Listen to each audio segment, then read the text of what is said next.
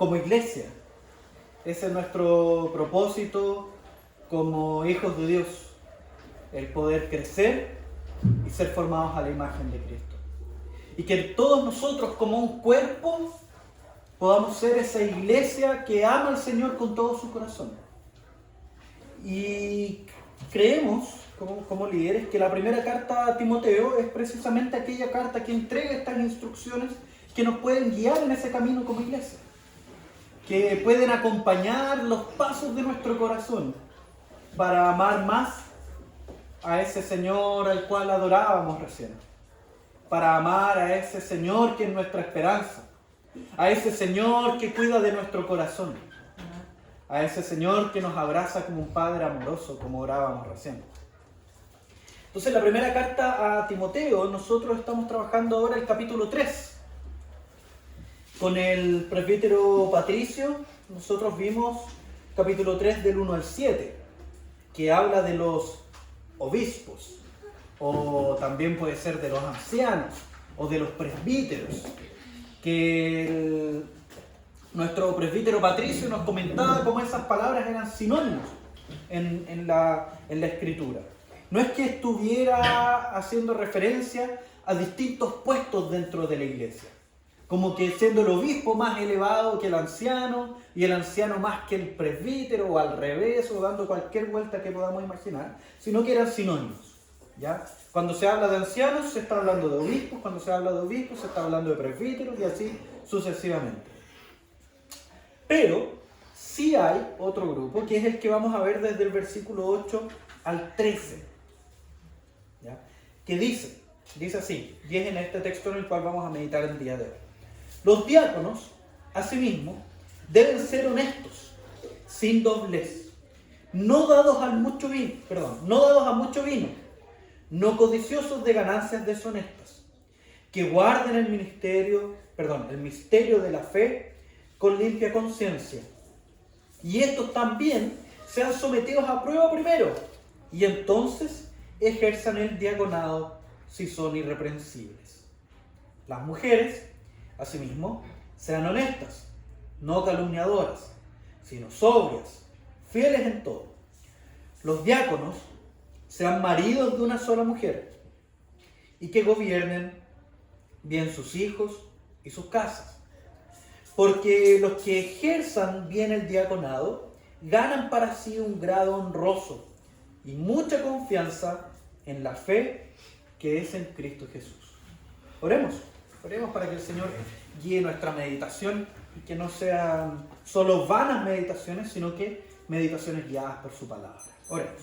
Amado Dios, vamos delante de ti, Señor, agradecidos por tu gracia, con el corazón lleno de gratitud por tu palabra, porque tú la has puesto delante de nosotros para transformar nuestra vida, porque por medio de ella hemos encontrado consuelo, porque por medio de ella hemos encontrado esa paz que necesita nuestro corazón, porque solo por medio de tu palabra te hemos encontrado a ti, Señor.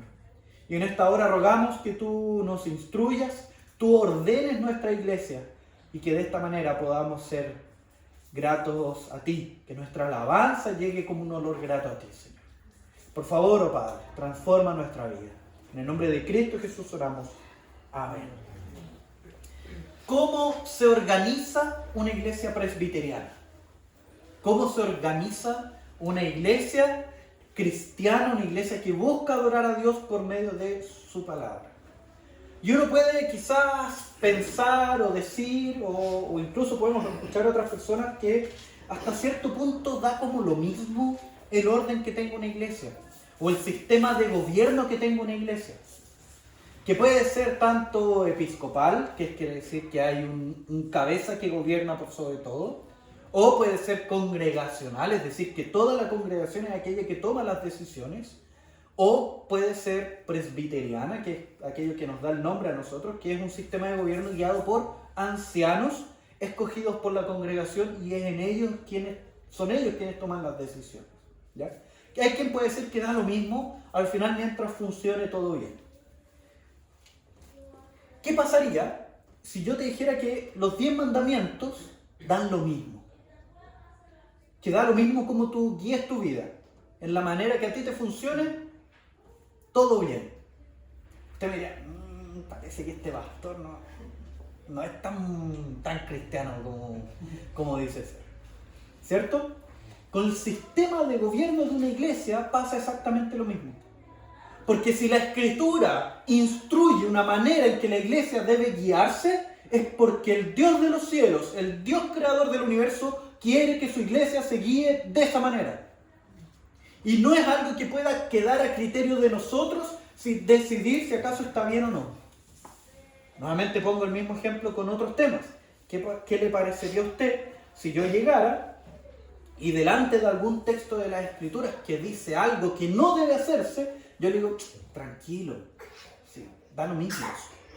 Lo que importa es que a ti te funcione, o que te sientas bien, o que te sientas tranquilo en tu corazón. Probablemente usted me mandaría a freír mono al ajo. ¿Ya? Lo más probable.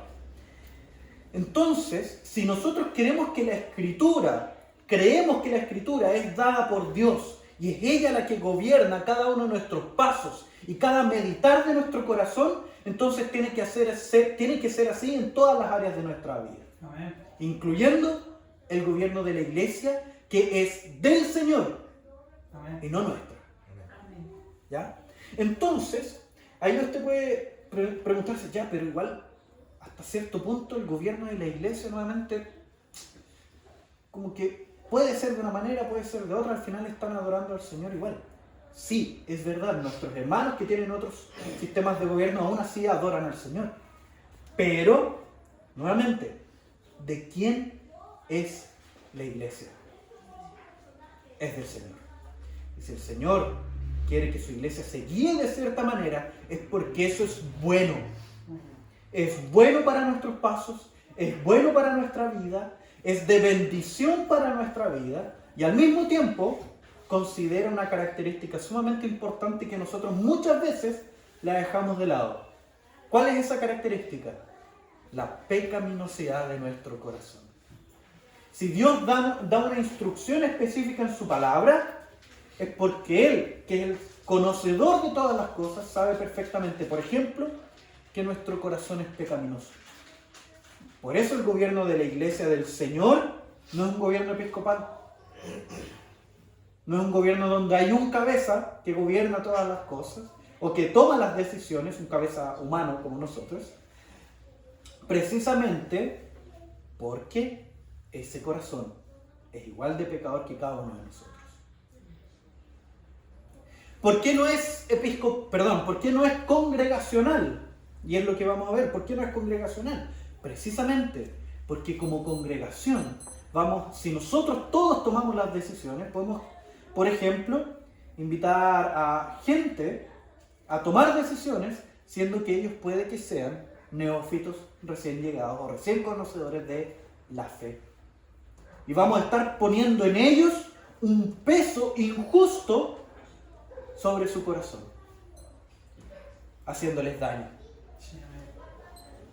Entonces, por eso, creo fervientemente que el sistema de gobierno que la Escritura nos presenta es un gobierno presbiteriano o un gobierno de ancianos.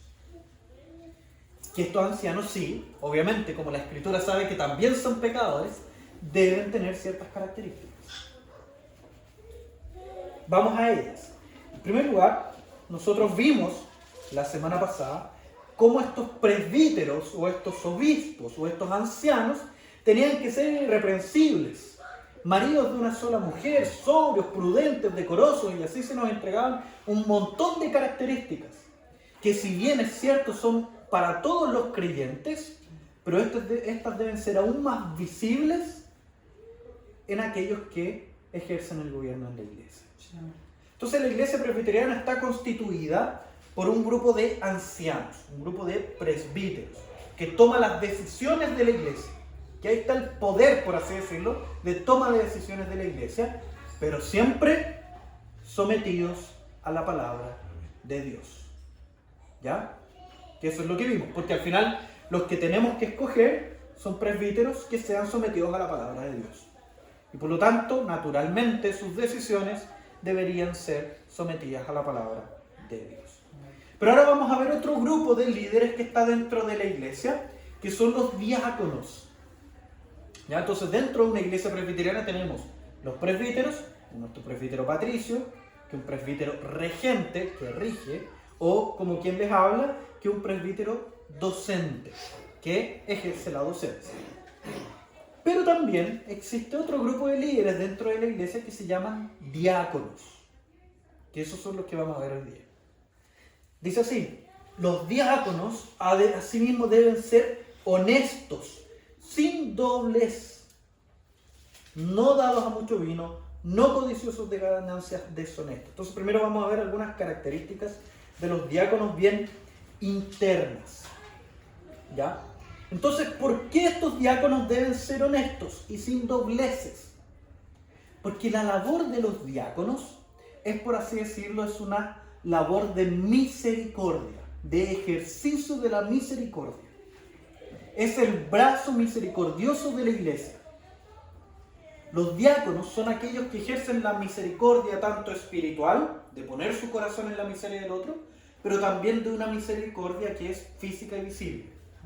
Entonces, por ejemplo, cuando hay algún hermano pasando alguna enfermedad, alguna necesidad de su corazón, algún problema espiritual, los diáconos deben ser los primeros en ir ahí, a ese lugar, a atender a ese hermano.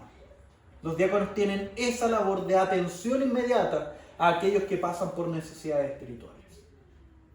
Pero también aquellos que pasan por necesidades físicas. Aquellos que tienen, por ejemplo, necesidades laborales. A aquellos que les falta el pan diario. A aquellos que tienen necesidades profundas económicas. También deben estar ahí los diáconos. Este cuerpo de líderes que ejerce su labor de misericordia con aquellos que son primero de la casa del Señor y luego a los de afuera. Entonces, por eso, si uno entiende esa dinámica de la labor de los diáconos, entiende por qué deben ser honestos. ¿Por qué? En primer lugar, por el carácter del consejo de los diáconos. Debe ser honesto para, en el caso de las necesidades espirituales, saber cuándo consolar y saber también cuándo confrontar con el pecado que pueda estar pasando esa persona. Pero al mismo tiempo, en el caso económico, los diáconos van a tener que transportar dinero, objetos y tener que lidiar con un montón de donaciones para esas personas. Por eso es necesario que sean honestos. Porque perfectamente podría caer un pedazo de pan a su bolsillo y nadie lo notaría. En aquel tiempo, no sé si recuerdan un poco lo que pasaba en el libro de los Hechos, que había gente que tenía muchas posesiones, las vendía todas y las entregaba a la iglesia para que la iglesia las administrara, precisamente para que los diáconos lo administraran. ¿Por qué? Porque en ese tiempo, como ya les he comentado antes, cuando una persona se convertía en el mundo griego, perdía su trabajo. ¿Por qué perdía su trabajo? Porque dejaba de adorar al dios griego que le daba trabajo. Por ejemplo, si yo estaba en el mundo de la pesca, yo tenía que adorar a Poseidón. Y así me juntaba con todos los adoradores de Poseidón y podíamos ir a pescar. Pero si yo dejaba de adorar a Poseidón, ciertamente esta gente supersticiosa no me dejaría subir al barco. Porque yo podría generar la ira de Poseidón por no adorarle a él. Y por lo tanto les iría mal en la pesca. Entonces, si yo dejaba de adorar a los dioses griegos, perdía mi trabajo. Inmediatamente. Entonces, mucha gente que se convertía al cristianismo perdía todo lo que tenía. Llegaba sin trabajo. Llegaba sin capacidad de sustentar a su familia. Y es por eso que aquellos que sí tenían más posesiones en ese tiempo, al ver esta realidad, se conmovían y decían: ok, yo vendo mis posesiones, vendo el 50% de mis posesiones, las entrego a la iglesia, que la iglesia pueda ayudar a estos hermanos necesitados. O tomo todo lo que tengo, lo vendo, todas mis posesiones, y con este 100% la iglesia puede ayudar a sus necesitados. ¿Ya? Esa era la realidad. Entonces imagínense que hoy en día, de repente, al cuerpo de diáconos, que pueden ser 3 hermanos, les llegue una ofrenda de 150 millones de pesos. Muy cercano a lo que ocurrió en ese tiempo, obviamente transformado por el IPC y todo eso. Haciendo la transformación, el cambio exactamente. Entonces le llegan 150 millones de pesos. La tentación de sacar 100 luquitas que no se verían puede ser mucha. Por eso es necesario precisamente que estos diáconos sean honestos, por causa de la labor que ejercen. Sí. Lo mismo con relación a sin dobleces. Sin dobleces quiere decir sin dos caras, sin dos maneras de actuar diferentes, donde por un lado son de una manera y por el otro lado son de otra. ¿Por qué? Porque su labor es profundamente cercana a la gente, donde deben aconsejar a aquellos que pasan por necesidad. Entonces imagínense que este diácono llega donde una persona, lo trata muy bien, después se da la vuelta y lo empieza a tratar muy mal. Y lo empieza a apelar y a ventilar las necesidades de esa persona. Sí. Ciertamente haría un daño gigantesco. Por eso, nuevamente, las características de esta persona deben ser sin dobleces, no dados a mucho vino. Nuevamente, la instrucción que es repetida a todos los líderes: la embriaguez ciertamente es algo que hace daño, porque la embriaguez genera que uno pierda el control o pierda el freno. Entonces imagínense esta persona que tiene esta cantidad de dinero, se emborracha, pierde el control y puede a lo mejor llegar a utilizar esos recursos que a él no le pertenecen para poder saciar su sed. Por eso, estos diáconos no deben tener vicios, lo mismo, no codiciosos de ganancias deshonestas. ¿Se dan cuenta cómo todo gira en torno de posibles tentaciones que pueda tener un diácono por causa de la labor que ejerce? A lo mejor no son tentaciones que estén en su corazón, pero sí son tentaciones externas por causa de la labor que ejerce. Que guarden el misterio de la fe con limpia conciencia. ¿Cuál es el misterio de la fe? La fe, en las Escrituras, la gran mayoría de las veces puede ser entendida como precisamente este grupo de enseñanzas que fue entregada por los discípulos. ¿Ya? Y usted dice, ya, pero si fue entregado por los discípulos, son enseñanzas, ya se conocen, no es un misterio. Es un misterio, ¿por qué? No que para ellos sea algo misterioso, sino que antes había sido algo misterioso para el Antiguo Testamento. Toda esta dinámica de la obra de Cristo, de cómo el Espíritu Santo actúa, de cómo Él ejerce una labor en cada uno de nosotros, pero que ese misterio ha sido develado, ha sido revelado, ha sido sacado el velo. ¿Ya? Entonces a eso se refiere con misterio de la fe con limpia conciencia. Que guarde el misterio de la fe con limpia conciencia quiere decir que lleven el Evangelio, que el Evangelio sea precisamente aquello que sale de sus bocas a la hora de aconsejar, y que no sean malas intenciones de su corazón para guiar a las otras personas en esas malas intenciones. ¿Por qué? Porque las personas que ellos van a acompañar son personas vulnerables, son personas que tienen su corazón quebrado. Y la tentación más grande al lidiar con gente con el corazón quebrado es la manipulación. Nuestro corazón es tan pecador que se goza al ver que otros hacen lo que yo digo. Nuestro corazón es tan pecador que le encanta la manipulación y no nos damos cuenta. Voy a poner un ejemplo personal, abriendo mi corazón pecador. Les pido perdón desde ya. Hace muchos años atrás fui líder de adolescentes en mi iglesia y participamos de una actividad interdenominacional donde iban otras iglesias de otras congregaciones, y yo fui con mis adolescentes, los llevamos, la idea era salir a evangelizar, ¿ya? Y de repente nos dieron un tiempo libre. un tiempo libre y nosotros con mi adolescente éramos un grupo súper unido y nos fuimos a sentar afuera, el solcito, a conversar y comer algo. ¿Todo bien? Y después llegó un líder de otra iglesia a decirnos que nos paráramos y nos fuéramos para adentro porque iban a empezar las actividades. Y yo con mi corazón pecador le dije, no, quédense aquí un rato más, no hay problema. Pasó un minuto y le dije, ya, vámonos. ¿Por qué? Porque mi corazón se gozó pecaminosamente en que ellos me obedecieran a mí y no al otro líder. Vean lo engañoso y torpe y estúpido que es nuestro corazón. Cómo se puede gozar en cosas tan pequeñas. Y a lo mejor tú lo puedas ver también en tu vida, en actos semejantes que hayas hecho a lo mejor con tus hijos, o en el trabajo, o distintas áreas donde tú te muevas. Incluso con la persona que amas. Pero el corazón es así. El corazón es así. Entonces los diáconos que están lidiando con gente quebrada, puede existir, puede surgir esa tentación dentro de su corazón. ¿Qué más?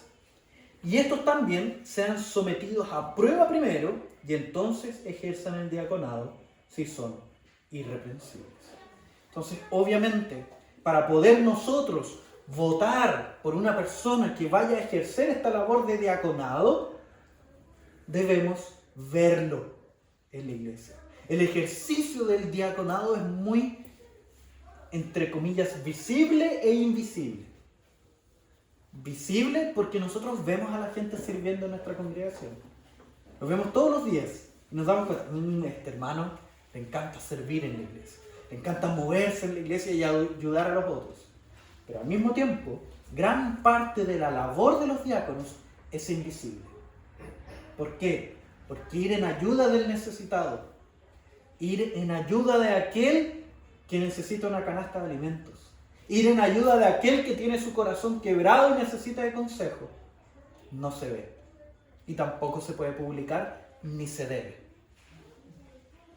Entonces por eso también debemos estar atentos y ponerlo a prueba antes de ponerlo en esta posición. ¿Por qué? Porque si no es una persona habilitada para esta posición de diácono y nosotros vamos y lo levantamos porque sí, porque lo necesitamos, porque ya no tenemos más gente, pero que vaya nomás porque él es buena onda, le vamos a estar haciendo un profundo daño, porque lo vamos a estar sometiendo a tentaciones que son muy, muy grandes. Debemos cuidar de nuestra congregación. Entonces, si se fijan, todos los versículos 8, 9 y 10 nos habla de posibles tentaciones que pueda tener un diácono. Posibles tentaciones. Versículo 11 ya no nos habla de las posibles tentaciones de un diácono. El versículo 11 nos va a hablar de la esposa del diácono. Entonces, bien, primero las posibles tentaciones del diácono y después las posibles tentaciones de la esposa del diácono. Versículo 11. Las mujeres, asimismo, sean honestas, no calumniadoras, sino sobrias, fieles en todo. Si bien son características que debe tener toda mujer creyente, con mayor razón aquella que es esposa del diácono.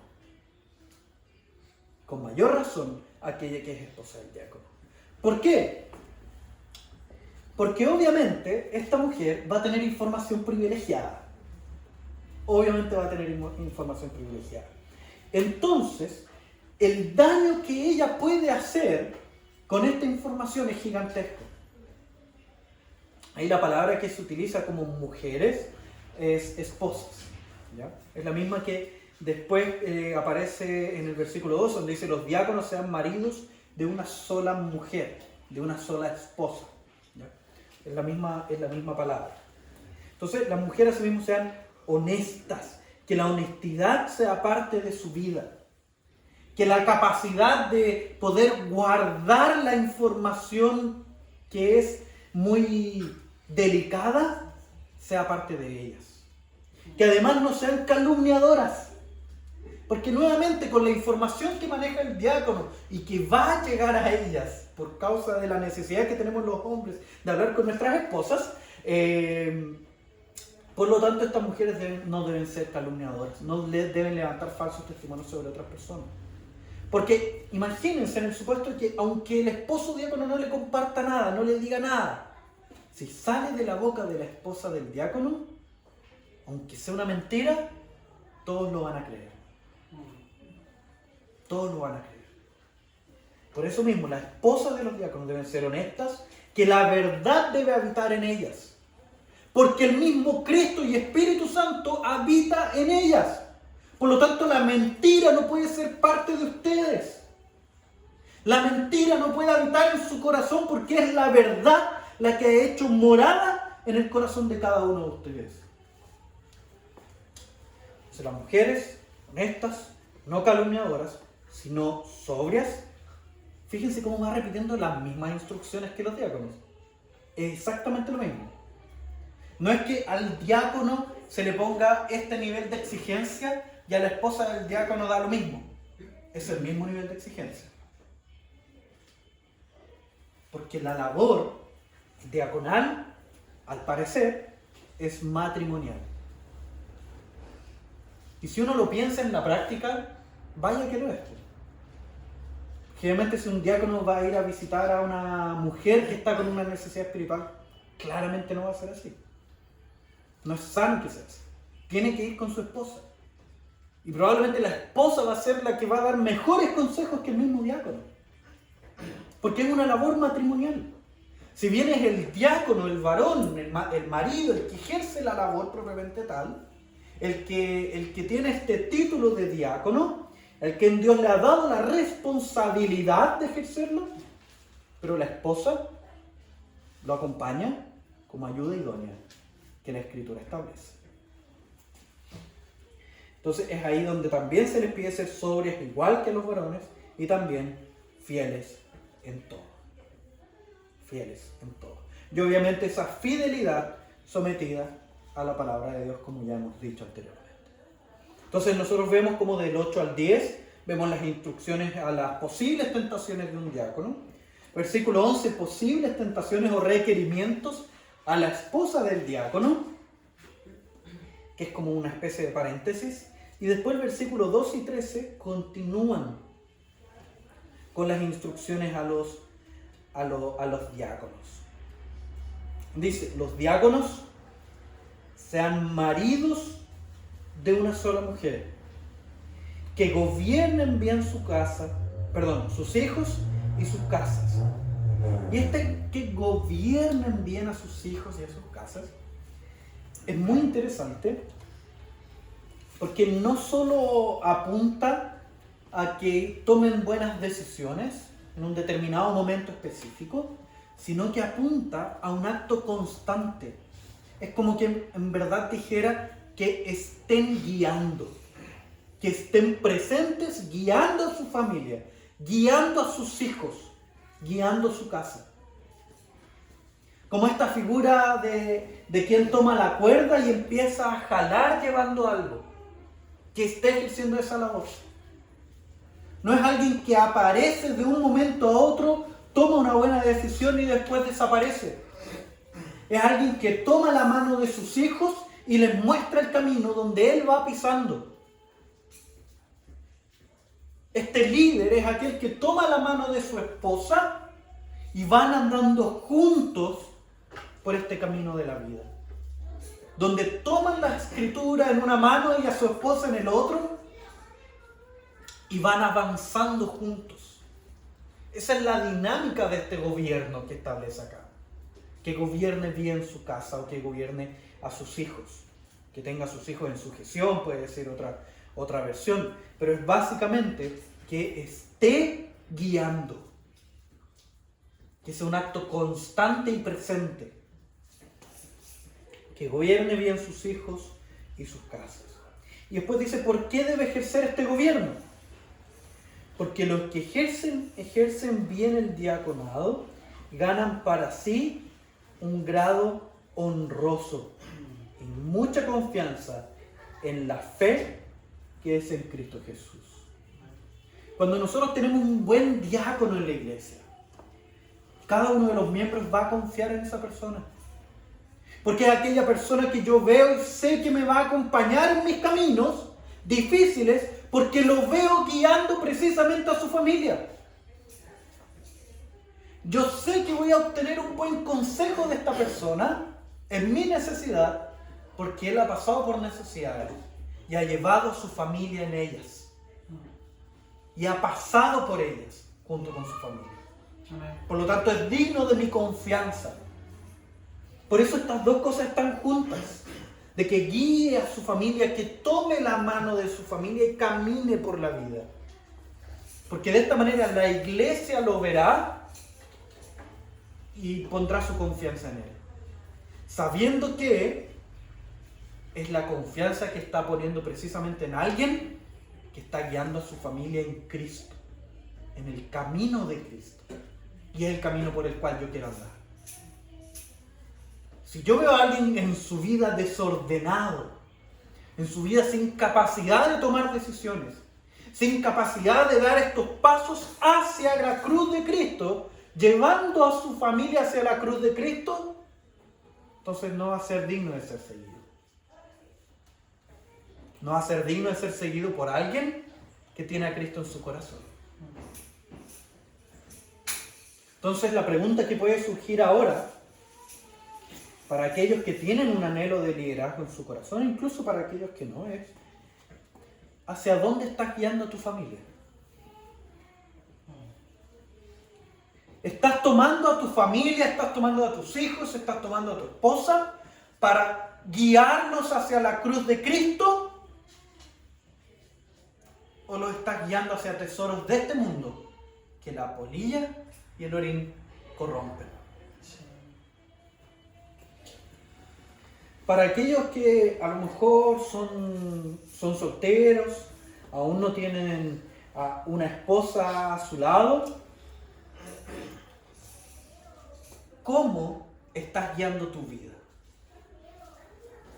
Estás guiando tu vida de tal manera que reflejas a los demás que Cristo es el centro de tu corazón,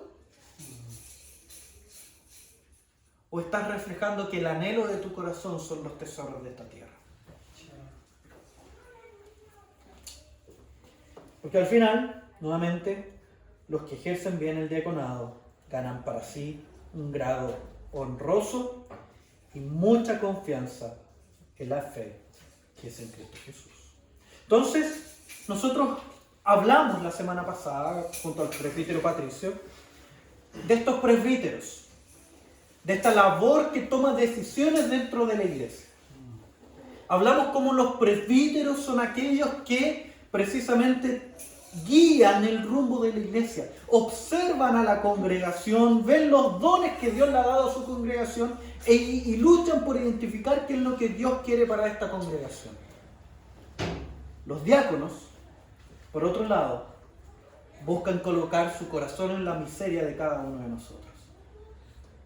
Buscan mirar a cada uno de nosotros, buscar y encontrar las necesidades que podamos tener y acompañarnos con la palabra de Dios. Nosotros hoy en día, como avanzada, obviamente no tenemos presbíteros y diáconos, salvo presbítero Patricio y yo. No tenemos acá dentro de nuestra congregación presbíteros y diáconos electos. Pero sí tenemos líderes. Sí tenemos líderes por los cuales orar. Sí tenemos líderes que su corazón debe ser cuidado por cada uno de nosotros. Porque nosotros acabamos de ver que las tentaciones para los líderes son gigantescas. Acabamos de ver que el mismo Satanás, quien es el que provee muchas de estas tentaciones externas, anda atento para robarse el corazón de los líderes de las congregaciones. ¿Para qué? Para hacer así que la fe de muchos mengue, disminuya. Entonces te pido encarecidamente a ti, hermano, que ores por tus líderes, que ores por el presbítero Patricio, que ores por Rodrigo, que ores por Camilo, que ores por mí, porque necesitamos desesperadamente de tu oración. Nosotros queremos que esta iglesia crezca. Nosotros queremos que esta iglesia se haga visible en Coronel. Nosotros queremos que esta iglesia impacte precisamente el corazón de aquellos que necesitan de Cristo. Pero necesitamos que tú ores por nosotros. Porque hay tentaciones en nuestro corazón. Hay tentaciones del exterior que nos acechan. Necesitamos que tú ores por nosotros porque nuestro corazón, al igual que el tuyo, está quebrado. Está quebrado por el pecado. Y vamos a fallarte. Y vamos a equivocarnos. Por eso necesitamos más de tu oración para poder tener la humildad de pedir perdón en el momento necesario. Amén. Necesitamos de tu oración porque somos pecadores y que te vamos a fallar a gente que amamos. Por eso necesitamos de ti. No porque seamos superhéroes. No porque seamos los mejores predicadores. No porque seamos los mejores líderes. No porque seamos los más capaces de tomar decisiones. Porque nosotros necesitamos desesperadamente del Evangelio al igual que tú. Amén. Por eso, por favor, ora por tus líderes. Ora por cada uno de nosotros. También tenemos el corazón quebrado. Y por otro lado, a la congregación, no a los líderes, a la congregación, los invito también a confrontarnos. No solo a orar por nosotros, sino que también a confrontarnos con nuestras fallas. Si tú ves que tanto yo, como nuestro presbítero Patricio, como Rodrigo, como Camilo, estamos haciendo algo mal, estamos haciendo algo que te duela, algo que entristezca tu corazón, por favor, dinos. Por favor, dinos. Para poder tener la humildad de pedir perdón. De pedirle perdón a ti y a nuestro Dios Altísimo. Porque hemos fallado. Y también, el tercer pedido que te hago a ti, hermano, miembro de esta congregación o no, que si nosotros, como líderes, llegamos a ti con una instrucción que se somete a la palabra de Dios, por favor también ten la humildad de entenderla como viniendo del Dios mismo. En la medida que, siempre en la medida que, sea fiel a la palabra de Dios y no fiel a las necesidades de nuestro corazón. Siempre fiel a la palabra de Dios. ¿Ok?